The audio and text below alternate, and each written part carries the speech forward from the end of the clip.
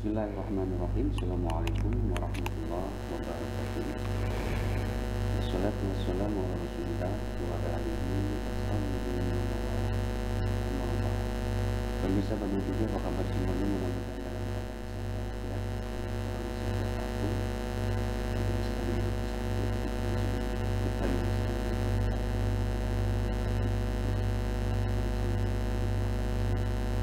Alhamdulillah, embun pagi tanggal 18 Mei kita kebanyakan interaktif ke lain kami itu sampai atau langsung bisa Alhamdulillah, kita akan mencoba membahas tema yang masih kemarin dari kita karena rupanya masih di sini kemacetan juga hari-hari terakhir masih terjadi saja karena memang saking antusiasme masyarakat kita setelah menjalani 3 tahun menuju pandemi, kemudian kita mulai tumbuhkan kembali sehingga antusias masyarakat untuk silaturahmi semakin lanjut. Baik, kita akan langsung saja karena guru kita telah hadir dan saya memberikan kita berbagi ilmu. Ya, Assalamualaikum warahmatullahi wabarakatuh. Alhamdulillah, puji syukur pada Allah Subhanahu wa taala. Kita masih membahas tentang keutamaan silaturahmi. Ini karena banyak WA yang masuk, mohon diulang ya. Jadi silaturahmi itu maknanya adalah isolu ma'amkana anil khair ya. Menghubungkan sesuatu yang berujung kebaikan. Wadabmu ma'amkana anisyar, menolak sesuatu yang berujung kejelekan. Jadi silaturahmi dalam bentuk apapun, dibungkus dengan acara apapun, ujungnya harus kebaikan. Harus kebaikan. Nah, karena ujungnya kebaikan, wadabmu ma'amkana anisyar, menolak sesuatu yang berujung kejelekan. Hati-hati dengan orang yang mengatasnamakan silaturahmi. Nah, padahal di dalamnya itu banyak kejelekan-kejelekan. Nah, untuk ini, karena ujungnya kebaikan, pasti rahmat Allah itu akan turun. Karena inna rahmatullah qaribun minal muhsinin. Sesungguhnya rahmat Allah itu dekat kepada orang yang berbuat baik. Ya, jadi kalau kita lihat keutamaan, satu akan mendapatkan rahmat Allah. Makin sering bersilaturahmi, itu makin banyak rahmat Allah mengalir. Nah, apa bentuk rahmat Allah di situ? Satu, sehat. Jadi katanya ada penyakit yang sembuh setelah kita bersilaturahmi. Banyak konon kabarnya, pernah kita cerita, kata setan kalau ingin menghancurkan manusia, katanya, kata setan, beri dia minuman keras. Malah menikmati minuman keras itu ya, bikin komunitas, jadi mabok bareng gitu ya. Akhirnya, ini gimana ini katanya, malah makin betah dengan minuman keras itu. Kata setan, nah, beri dia lawan jin untuk berzina. Malah menikmati zina itu terus. Kata setan, kalau masih juga belum hancur katanya, belum sakit juga katanya, beli dia untuk berjudi. Dengan judi masih juga belum sakit. Nah, yang terakhir, pisahkan dengan teman-temannya. Kalau dipisahkan dengan teman-temannya, itu pasti dia akan menginap penyakit hubul masyakoh ya. Kerinduan yang sangat.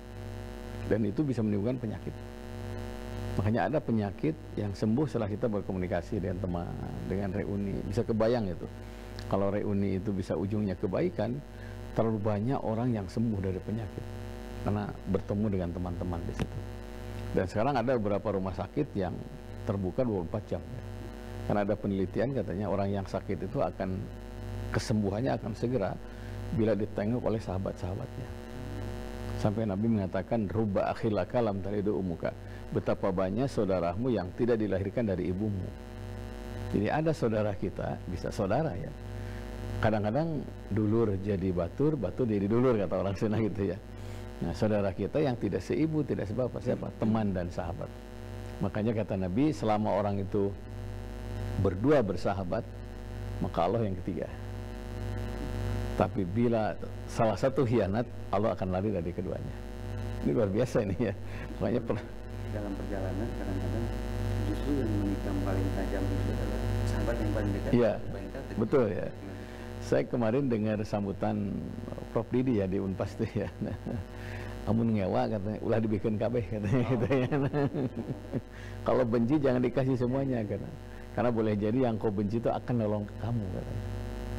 Kalau sayang jangan dikasih semuanya. Karena boleh jadi orang yang kau sayangi itu akan jadi musuhmu. Iya.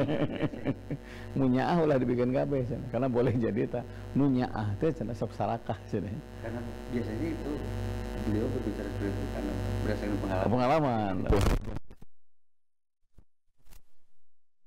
Ya, ulah kabeh cenah. Ulah bikin kabeh tengah we. Karena boleh jadi yang kau benci itu bisa menolong. Itu terlalu banyak dalam sejarah, dalam kehidupan sehari-hari ya. Nah, kalau sayang, jangan semuanya, jangan berlebihan.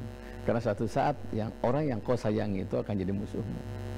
Itu luar biasa ya. Saya sempat iya saya bilang ya, banyak orang yang ketipu dengan temannya. Nah, makanya untuk teman cocok. Nah, hati-hati untuk teman bisnis beda lagi. Gitu ya. Kerbabaturan nggak cocok. Nah, menulis bisnis bareng tak cocok biasanya gitunya. Makanya jaga persahabatan, jaga pertemanan, ya, jaga silaturahmi. Fa inna ma ya'kulu jibu minal ghanamil qasiyah. Karena sesungguhnya serigala itu akan makan kambing yang sendirian gitu. Gitu ya. Nah, karena itu pemirsa Bandung TV, mari kita silaturahmi dalam bentuk apapun, tapi ujungnya harus kebaikan. Dan jangan lupa wadab'u ma'amkana anisar, dan menolak sesuatu yang berujung kejelekan. Kalau ujungnya jelek, nah, makanya harus ada apa? Evaluasi yang permanen. Tiap pertemuan evaluasi ini. Lebih banyak nggak benernya, mundur teratur. Tapi kalau dengan silaturahmi itu, ternyata kebaikannya lebih banyak, manfaatnya lebih banyak, pegang, jangan keluar dari komunitas itu. Karena kalau keluar itu biasanya untuk megang itu sulit. Nah, al-wahdah khairum min jalisu. Tapi kalau maunya lebih banyak keburukannya, al-wahdah khairum min jalisu. Hidup menyendiri, keluar dari komunitas tertentu demi kebaikan termasuk dibenarkan. Begitu. Ya.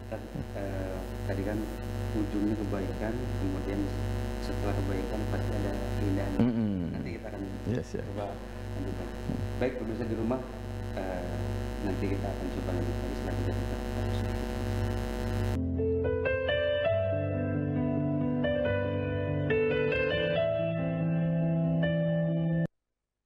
Baik, kita kembali lagi di Embun Pagi Islam Memberi Solusi. Tadi kita coba bahas, tadi agak sempat kepotong itu tadi, bahwa lebih baik sendiri ketika silaturahmi ujungnya kejelekan atau mudarat tadi. Ya, jadi gini, tidak mungkin kan air itu bersatu dengan minyak ya. Pasti itu akan berpisah. Makanya kalau kita merasa ini banyak pelanggaran gitu kan ya, banyak tidak sesuai dengan kesepakatan, nah, ujungnya pelanggaran. Apalagi kalau sudah penipuan ya. Nah, udah mulai kita mundur teratur. Dan biasanya kita punya komunitas tersendiri ya. Nah, untuk ini tidak identik silaturahmi itu datang semua. Membabi buta, tulus ya, tidak bisa.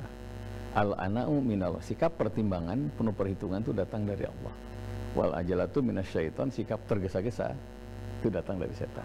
Nah, ada evaluasi, oh ini kita evaluasi nih, kemarin ini kurang ini gitu kan, kurang ini. Nah, berikutnya, karena kalau kebaikan itu harus istimror ya, terus ya.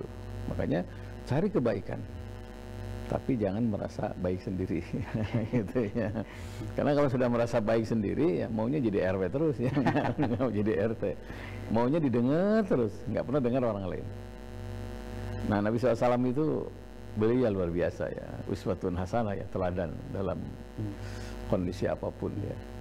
Abdullah bin Jubair itu, beliau itu jual rumah, jual kebun, beli rumah dekat Masjid Nabawi. Ya bisa dibayangkan lah 5-1 ya, jual 5 dapat 1. Karena di Madinah itu ternyata tanahnya katanya sampai sekarang lebih mahal dari New York ya. Lebih besar. Iya. Sampai anak-anaknya ngeluh kan, mungkin Pak kok jadi lebih kecil rumah kita katanya. Nggak apa-apa, ada yang lebih besar, yaitu kenikmatan batin katanya. Rupanya Abdullah bin Jubair itu kalau habis subuh beliau berdiri di depan Masjid Nabawi karena ingin menikmati senyumnya Rasulullah SAW. Dan itu lebih dari besarnya rumah, lebih dari luasnya kebun katanya. karena saya dapat rahmat Allah dengan menikmati senyumnya Rasulullah SAW. Itu yang disebut dengan somea, dareh deh, marahma gitu ya. Dan itu terus beliau lari, alhamdulillah ya Allah dapat senyum Rasul. Jadi Islam itu agama yang ramah, yang somea. Itulah silaturahmi. Jadi, dan tadi bilang apa senyum Rasul itu sampai orang sampai merindukan, sampai ngintip, sampai menunggu. Iya. Artinya makin kesini tuh wajah-wajah para ini tuh ya kita kalau tidak menyimpulkan secara semuanya gitu ya. Cuman ada kadang-kadang makin kesini tuh kadang-kadang orang semakin keras, semakin ini. Ya kita juga apa ini kadang-kadang gimana gitu tadi? Kadang-kadang suka tidak ini sama kan Rasul sebelum berbicara dengan penuh ilmu pun fisik beliau beliau itu orang udah ini duluan gitu. Nah, coba auranya luar biasa ya, coba kayak gini. Walau kunta fadzal lil qalbi lang fadhu min holik. Jika kamu kasar ya, maka orang sekitar kalian akan meninggalkan kalian. Gitu. Tapi kalau kebalikannya, kalau kita baik, pasti orang yang jauh pun akan ketemu. Sampai ada kata Nabi, kalau ada Nabi setelahku yang pantas tuh Uwais Al-Qarni. Terus semua sahabat kaget. Kenapa tidak Abu Bakar gitu kan ya? Kenapa tidak Sayyidina Umar? Kenapa tidak Sayyidina Ali? Kenapa tidak Sayyidina Utsman dan sahabat yang lain? Karena ada 70.000 sahabat yang dijamin ahli surga oleh Nabi. Ya. Sampai para sahabat itu merenung, oh ternyata banyak orang-orang yang baik itu. Tapi Rasul menyebut Uwais Al-Qarni. Dan kata Nabi, kalau kau ketemu kepada Sayyidina Umar, ketemu Uwais Al-Qarni, minta doa kepadanya. Bisa dibayangkan di situ kan ya. Ternyata satu saat beliau itu dicarilah, singkat cerita, ketemulah beliau orang Yaman. Ya. Waktu itu dicari tiap rombongan haji, nggak ada, rombongan umroh nggak ada. Pas musim haji lagi panas-panasnya, ada katanya Uwais Al-Qarni. Ternyata dia mengembala kambing. Dia ingin haji dengan menjadi buruh menjaga kambing. Karena orang tua dulu kan kalau ke Mekah itu sambil bekal ya. Ya. Kaget ya, betul ya. Hanya cerita lah, salah satunya. Uwais Al-Qarni itu mengalami kerinduan yang sangat kepada Nabi SAW. Karena walaupun dari cerita, orang sudah penasaran banget katanya. Tapi menuju Madinah, kurang lebih lah, mungkin 100 atau 200 meter lagi ada kabar. Ibunya sakit. Oke. Ini balik lagi. Balik lagi. Merawat ibunya. Sudah 6 tahun kalau nggak salah, 4-6 tahun berikutnya baru kembali ke Madinah, kembali berangkat haji untuk bertemu Rasulullah SAW. Kata Nabi, Uwais Al-Qarni itu orang yang tidak dikenal di bumi, tapi dikenal di langit. Masya Allah. Karena menghormati ibunya. Karena susahnya ibu ngurus anak ada dalam Quran. Nah, susahnya bapak ngurus susahnya dosen ngurus mahasiswa nggak ada dalam Quran. Jadi mengutamakan ibunya daripada Nabi itu yang menyebabkan kenapa Rasul menghormati Uwais Al-Qarni itu. Sampaikan salam dariku untuk Uwais Al-Qarni. Nah, karena walaupun dari cerita rindukan banget kepada Nabi, tapi bukan berarti lupa orang tua, lupa ayah, lupa ibu. Ini sekaligus meluruskan, karena sekarang ada kelompok sempalan demi kelompoknya sampai boleh mencuri barang orang tuanya. Ini keliru. Ini hati-hati ini ya. Hati-hati. Nah, yang kedua nih, konon kabarnya Uwais Al-Qarni itu ada riwayat sedang berzikir, tapi sembunyi zikir karena khawatir dilihat orang lain. Terus berzikir terus. Bahkan orang sekitar menyebut dia orang gila katanya. Ada pepatah yang mengatakan katanya belum dikatakan berzikir sebelum orang sekitar menyebut orang gila. Oh, iya. Gitu. Jadi kan ada orang yang kadang-kadang ngapain dikit terus kan itu. Padahal itu ada kedekatan kepada Allah. Nah, salah satunya itu. Nah, karena itu kita perlu evaluasi diri. Dari ujung rambut sampai ujung kaki itu ada misi dakwah. Di pundak kita dipertaruhkan baginda Rasulullah SAW. Di pundak kita dipertaruhkan kebaikan Islam. Jangan sampai sudah jamedut, bangkenu, apalagi jamotrot gitu ya. Islam tidak seperti itu. Islam itu agama yang ramah, yang somea. Sampai Rasul itu dirindukan senyumnya saja. Apalagi nasihatnya. Jadi postur tubuhnya aja dirindukan, senyumnya dirindukan, bahasanya dirindukan. Kenapa? Rasul menyebut itu ayat Quran. Walau kunta fazzan ghalidal qalbi lang faddu min hawlik. Kalau kalian keras, orang sekitar kalian akan meninggalkan kalian. Makanya siapa orang yang jelek itu? Kata Nabi, inna syarran nas mayutkinas puhsa. Sejelek-jelek manusia adalah yang ditinggalkan oleh temannya, oleh sahabatnya, oleh orang sekitarnya karena takut kejahatannya. Hati-hati, jangankan orang lain, seorang nenek lah, kasar aja sama cucunya, pasti cucunya nggak betah. Aneh itu. Aneh tuh. Ya. Jangankan nenek ya, mungkin suami juga begitu ya, ayah juga begitu. Makanya hati-hati dengan perilaku kita. Kalau orang meninggalkan kita, jangan salahkan orang lain.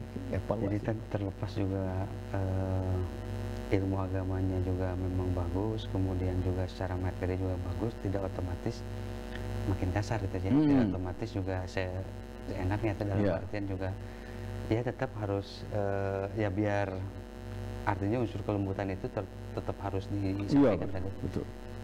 Dan nanti kita akan coba lanjut lagi karena ini masih ada beberapa tayangan berikut ini. Baik pemirsa di rumah, kita coba lanjut lagi, kita lihat dulu beberapa pesan berikut, silakan. Pemirsa di rumah, kita kembali lagi di Embun Pagi Islam Memberi Solusi. Ada beberapa pertanyaan dari netizen yang kita akan coba bahas dengan kaitan dengan keutamaan silaturahmi. Tadi ini ada dari beberapa pertanyaan ini yang menanyakan bahwa apakah silaturahmi itu selalu identik dengan Idul Fitri dan kenapa, apakah itu bisa di lain waktu dan lain-lain, coba. Ya, sebetulnya silaturahmi itu ala kulli ahyanihi lah, setiap aktivitas. Setiap aktivitas harus bersemi silaturahmi. Di kantor, kedepankan silaturahmi. Atasan, bawahan, bawahan, atasan. Di organisasi juga sama silaturahmi. Jadi sebetulnya 24 jam. Hanya daripada tidak, gitu kan ya. Daripada tidak lah 1 tahun sekali mah kedah. Itu VIP-nya lah di situ ya. Piraku lah 1 tahun sekali itu bisa gitu ya, ke makam, ke orang tua, ke saudara, sampai ada Nabi mengatakan ada dosa yang tidak dimaafkan dengan salat, tidak dimaafkan dengan haji, hanya dimaafkan dengan silaturahmi. Man nazara ila akhihi nazratadin gufrilahu. Siapa yang menatap saudaranya dengan tatapan kasih sayang, dimaafkan dosa-dosa. Berarti ada ya dosa yang mayamina, dosa tidak silaturahmi. Nah itu, jadi sebaiknya 24 jam setiap saat. Bahkan ada kawan saya itu sengaja seminggu sekali ya mengunjungi gitu teman-temannya. Hari ini kemana Kang? Saya ke ini. Terus isinya cerita. Terus suami saya itu Pak Ustadz seminggu sekali itu keliling. Terus saja gitu. Dan itu Masya Allah ya wafatnya ketika silaturahmi. Dan itu wafat yang husnul khotimah. Ya, itu Pak. Emang kalau bagi yang mempunyai hati-hati yang bebal atau yang kurang ini tuh suka agak malas juga sebenarnya. Oh, malas, emang malas. Juga wah nanti apalagi sudah tahu watak seseorang yang lain-lain juga semakin wah nanti juga ujungnya gini yang lain. Iya, makanya kalau orang lain nggak baik ya kita yang berbuat baik. Jangan nular ya kejelekan itu sama kita. Makanya kalau kejelekan dijauh kejelekan, pasti kejelekan tidak akan hilang kan. Dan dunia ini tidak akan beres kalau kayak gitu tadi ya. Kalau sama-sama mempunyai sifat spiritual. Saya pernah, mungkin pernah cerita di sini ya, waktu seorang bapak yang nolong kucing gitu kan. Iya. Bapak lihat ada banjir, ada kayu, kucing di situ. Diambil sampai kok malah nyakar gitu. Dia nyakar lagi sampai berdarah-darah. Dikira mau pulang si bapak itu, malah ngambil kayu kan. Dinempel ke kayu kucing itu. Ditolong, bukan hanya itu, dielap dengan anduknya sambil kasih makan. Sampai yang Pak tunggu, atuh nyakar geus naon gitu kan ya. Kata si bapak, tangan ini telah dilatih bersilaturahmi. Saya tidak mungkin katanya kesucian tangan ini terpancing dengan kasarnya kucing. Kalau kucing kasar wajar karena dia belum kenal saya. Nah itu ini luar biasa ya. Saya sempat belum, paingan jelema soleh macam ngelehan wae nya. Masya Allah, luar biasa. Jadi memang sikap penyikapan secara otomatis itu memang juga tidak mudah. Betul. Ya latihan lama lah gitu ya. Keren Tan. Baik, tadi ini ada lagi nih Tan. Kita akan coba lagi nih. Ada yang menyatakan itu. Kemudian setelah itu ada yang menyatakan bahwa halal bihalal itu adalah sesuatu yang tidak katanya atau yang gini, gimana coba tadi?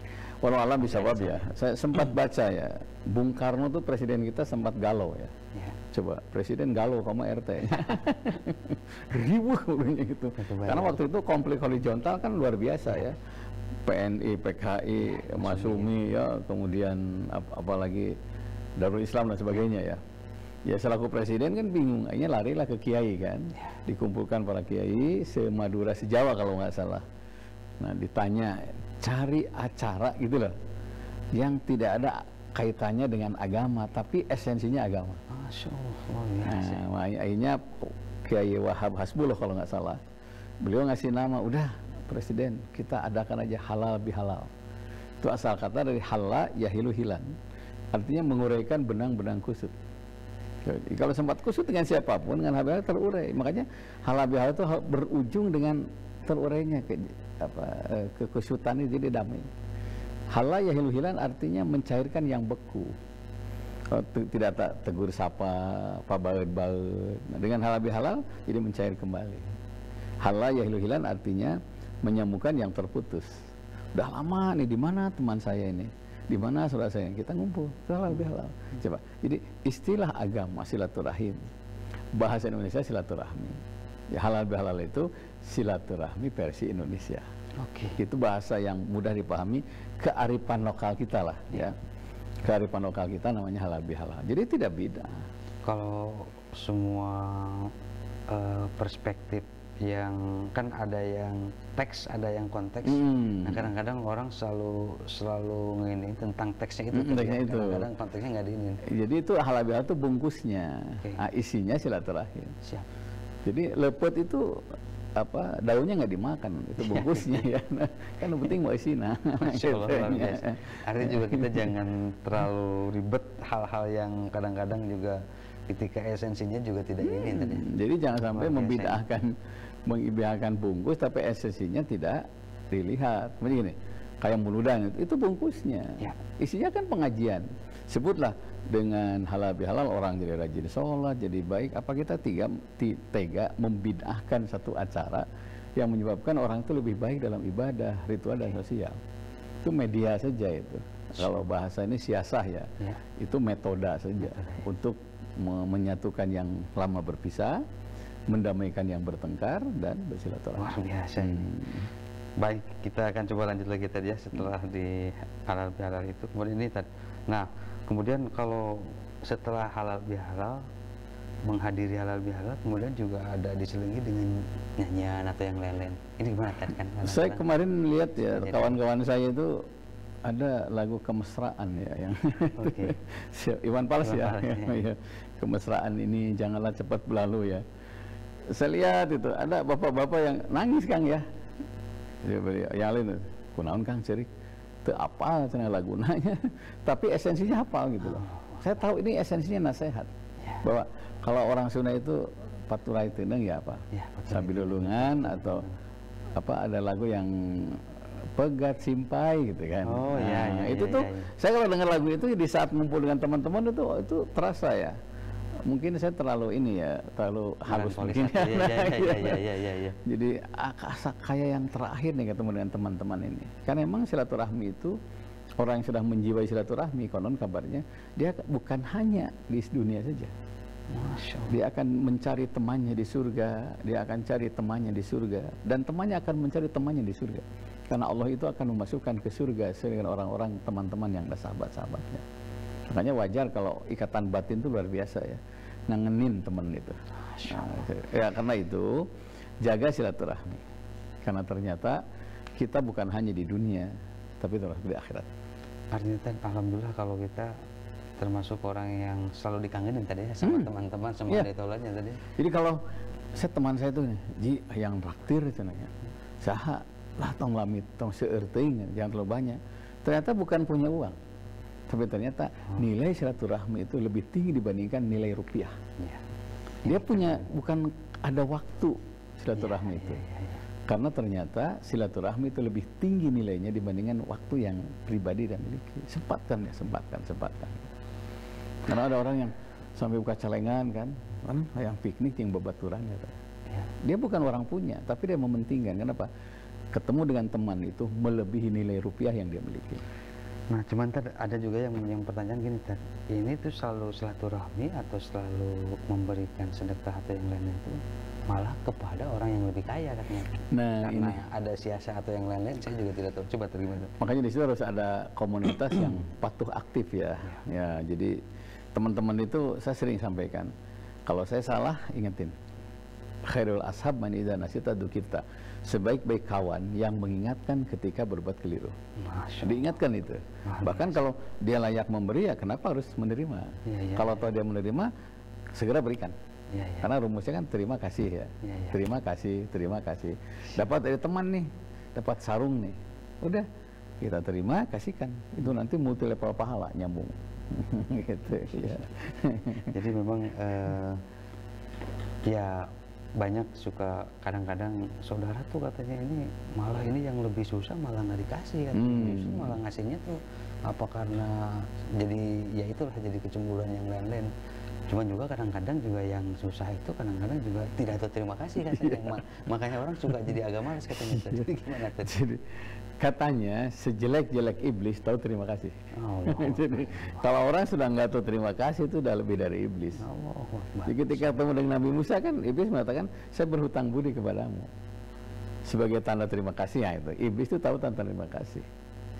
Jadi kalau manusia apalagi punten ya kondisi kita tuh orang yang memang di bawah dia harus terima kasih karena at-tahaddusu bi nikmatillah syukrun. Menyebut-nyebut nikmat Allah termasuk syukur. Akhirnya menyebut-nyebut orang yang berjasa, oh ini karena suamiku, ini karena istriku, ini karena anak-anakku, ini karena bapakku, ini karena kawanku. Afirmasi tadi. Iya. Dan nyebut-nyebut jasa orang tuh terima kasih, syukur. Dan itu kayak yang simpel tapi efeknya luar biasa. Luar biasa tadi ya, karena merasa jadi ada dianggap ada gitu jadi. Ada dua yang perlu kita sampaikan setiap saat. Terima kasih, mohon maaf. Maaf, kalau terlambat ya maaf. Ini teman kita sudah ngundang kadang-kadang ya, sudah bikin undangan. Teu aya A, teu aya B, teu datang gitu atau peceng heuh we, teu salam balik teu bebeja itu. Udunan tara dahar we gitu. Ya, ini hal yang seperti ini orang yang baik itu yang terasa kehadirannya, terasa manfaatnya kehadirannya.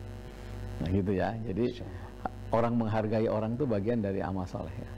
Nah, kalau nggak bisa ya datang, kalau terlambat ya bilang terlambat. Nah itu penting ya seperti itu. Ini kemudian kan ada lagi juga tadi kan halal bihalal kemudian diiringi dengan nyanyian. Nah ini kalau misalkan ada juga yang menganggapan kalau sholawatan atau itu kemudian dinyanyikan pula atau diiramakan gitu kan. Dulu Al-Quran itu Pak Agung ya nggak ada barisnya, bacanya lempeng aja.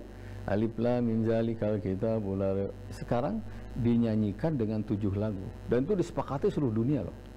Dan itu sudah disepakati para ulama di seluruh dunia. Nggak main-main ini dalam bukan orang yang bukan di Tasik aja. Iya. Jadi musabaqah tilawatil Quran itu bukan hanya di Bandung, itu seluruh dunia. Kemarin di mana? Di Libya apa di mana itu? Dan Indonesia selalu menang. Nah, jadi inna minasyairi hikmah. Dalam syair itu ada hikmah. Saya kalau sudah dengar kemarin di mana tuh dengan Muammar baca, enak banget kemarin dengan Kang Mukmin ya yang dari tadi enak banget itu. Nah, kenapa? Karena Quran itu bahasa orang Sunda bilang ukuran kan. Kalau ingin tahu orang itu suaranya bagus atau tidak, lihat baca Qurannya. Malam yata laisa minna, bukan umat kami yang tidak menghaluskan suaranya ketika baca Quran. Nah, sholawat juga sama, sholawat, istighfar, apalagi syair-syair ya. Bahasa Asmaul Husna. Dulu tuh ya Rahman susah dihafal begitu. Nas'aluka ya man huwallahu lazi. Cepat dihafalkannya dan itu dibenarkan. Namanya syair. Nah, ada syair, ada syar'i.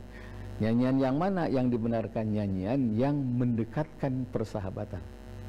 Kemesraan, apalagi andai ku tahu Tuhan dan sebagainya. Tapi ada nyanyian yang mendekatkan kepada dosa, itu yang nggak boleh. Jadi sadar ya tuh dia sekarang sedang perang syair kan, ya perang syair. Makanya ada syair yang mendekatkan diri kepada setan, ada yang mendekatkan diri kepada Allah. Nah, ketika silaturahmi, lagu-lagu rohani itu selalu muncul ya. Saya dengar kemarin ada lagu Bimbo ya, itu bagus. kenapa harus puasa gitu kan, nahan lapar, itu bagus itu. Dan dengan lagu-lagu Omah Irama apalagi itu, mendengarkan lagu nasihat itu termasuk pengajian namanya. Gitu. Jadi kalau kita nginiin kecenderungan cenderung kaku itu juga jadi akan agak jadi salah tafsir, malah kesininya malah jadi penyesatan dalam tanda. Makanya seimbang di situ, diseimbang. Ini ada semi hura-huranya lah gitu lah. Ini ilahinya ada, ini sosialnya ada lah, harus gitu digabung. Dan masih ada kurang lebih 5 menitan. Ini gini Tan, ada yang menanyakan kemudian kalau misalkan ujung-ujungnya silaturahmi itu menimbulkan, bahkan kalau dalam bahasa nasional itu disintegrasi gitu ya, bisa sampai perpecahan dalam artian ini, lebih baik memang mau tidak mau kita mengambil keputusan ya tidak untuk tidak itu bisa diberarti nggak terjemah? Begini, niatul mukmin khairum min amalihi. Niat seorang mukmin lebih baik dari amalnya. Pokoknya nih, kita silaturahmi nih dengan punten menengah ke bawah umpamanya. Ya sesuaikanlah bajunya yang mana, mobilnya yang mana. Saya pernah masuk ke jauh sekali itu. Tuh ada yang pakai emas masih gini ya. Sementara sekitar itu rumahnya panggung-panggung. Cek, saya bilang karena udah deket, cek ulah eta tuh, saya bilang. Karena silaturahmi itu ujungnya kebaikan, bukan kesenjangan, saya bilang. Kalau ujungnya kebaikan, nah bukan kesenjangan, maka tidak boleh niat untuk punten pamer gitu ya, untuk apa memperkuat perpecahan, ya bukan kedamaian kan, menimbulkan disintegrasi bangsa apalagi. Makanya silaturahmi harus sifatnya nasional. Kalau nasional berarti semua orang harus datang. Nu gaduh motor, gaduh mobil, gaduh nanaon, kalau perlu kita jemput. Nah, kenapa Islam sangat menghormati orang yang bermanfaat? Saya ketemu jamaah ya. Itu kalau beli mobil itu selalu yang besar. Yang bisa 10 orang. Yang 7 seat ya? Oh, 7 seat itu. Supirnya cerita, oh Pak Kiai, ini Bu Haji mah. Kalau itu kenapa? Kalau asal jam 10 dia berangkat jam 7. Jemput teman-teman. Jemput teman-teman. Dan meninggalnya di Mekah. Masya Allah. Wah, ini orang baik ya. Kan banyak orang yang punya mobil, embung ditekan ke bawah turun. Ngaribuh kan cenanya. Padahal teh pahalana badag gitu ya. Masya Allah, luar biasa. Baik, Tad, ini satu terakhir Tad, ini penjelasan tentang ziarah kubur tadi yang selalu menjadi kontroversi ya, makin kesini juga. Coba Tad, ada lagi yang lebih terperinci gimana Tad? Begini, kenapa kita harus ziarah kubur? Itu alam barzah, itu alam tembus pandang. Tembus pandang ya, Masya Allah. Nah, tidak bisa dirasakan tapi tidak bisa diraba. Kalau saya dengan Pak Agung nih, ada kaca nih. Nah, Pak Agung kelihatan tapi nggak bisa dipegang. Makanya katanya kalau kita ziarah kubur itu bukan hanya yang dijarahi saja. Tetangga almarhum itu langsung kebagian. Kalau kita ngirim oleh-oleh nih ke mana, ke pesantren, ngirim makanan, teman-teman datang tuh. Bawa apa nih, idamnya apa gitu.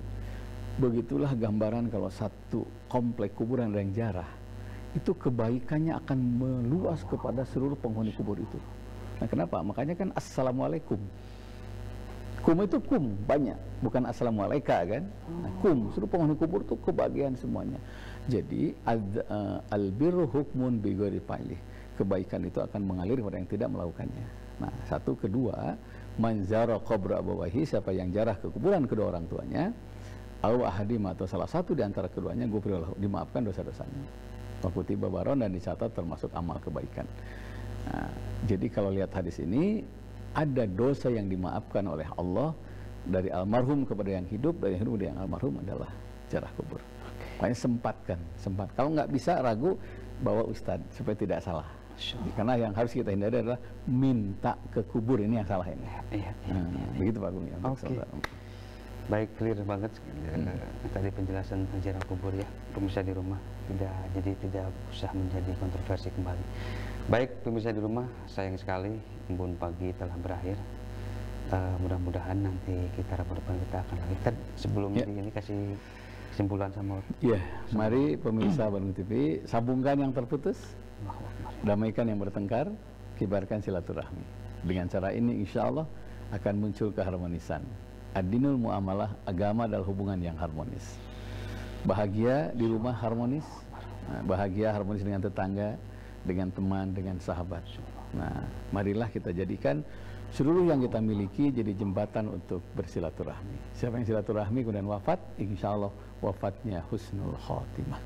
Insya Allah Rabu depan ketemu lagi. Mohon maaf bila ada yang tidak berkenan. Bila ada yang baik itu rahmat dari Allah Subhanahu Wa Taala. Assalamualaikum warahmatullahi wabarakatuh. Baik pemirsa di rumah, kita akan coba lanjut kembali embun pagi di Rabu depan. Mudah-mudahan kalau ada umur, kalau ada waktu. Mohon maaf nih bila banyak kesalahan, banyak kealpaan, banyak kesalahan, banyak. Insya Allah kita harapkan kita kembali lagi wabillahi taufiq wal hidayah. Assalamualaikum warahmatullahi wabarakatuh.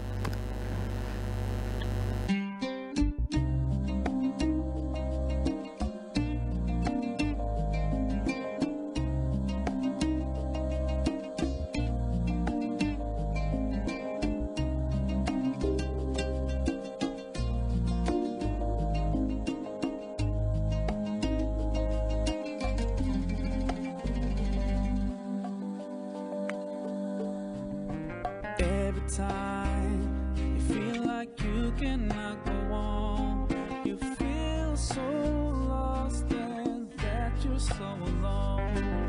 All you see is night and darkness all around. You feel so helpless, you can't see which way